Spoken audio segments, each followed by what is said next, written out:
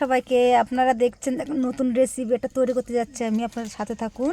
তো এখন 500 সিম আছে, 250 ডাল আছে, একটা রসুন আছে। ডালটাকে আমি ভালো করে ধুয়ে নিয়েছি আর আমি যে জল গরম বসিয়ে দিয়েছি আগেই, জলে দিয়ে দিই। তো দেখুন ডালটা আমার হয়ে গেছে, আমি এরকম করে সিদ্ধ করেছি, বেশি সিদ্ধ করিনি, হালকা সিদ্ধ। তো এখানে দেখুন আমি কাঁচা লঙ্কা নিচ্ছি, একটু আদা জিরে আর রসুন বেটে নেবো। তো দেখুন আমি কড়াতে তেল দিয়ে দিচ্ছি, তেলটার পরিমাণ একটু বেশি লাগে। এটা সিমগুলো ভালো করে ধুয়ে নিচ্ছি, দেখো খুব সুন্দর করে ধুয়ে নিয়েছি আমি। সর্বপ্রথম দিয়ে দুটো শুকনো লঙ্কা দিয়ে দিচ্ছি, রসুন কেটে দিয়েছি, তারপর দিয়ে দেবো কালো জিরে, তারপর দুটো তেজপাতা দিয়ে দিচ্ছি, দুটো পেঁয়াজ কেটে নিয়েছি দিয়ে দিচ্ছি, 4-5টা কাঁচা লঙ্কা দেবো, দুটো টমাটোর কাটা, সবগুলো ভালো করে ভেজে নেবো। তারপর দেখুন রসুন আদা জিরে বাটা লঙ্কা, দেখুন আমি সিমগুলো কাটা দিয়ে দিচ্ছি, এবার ভাজা হয়ে গেছে সব মশলা।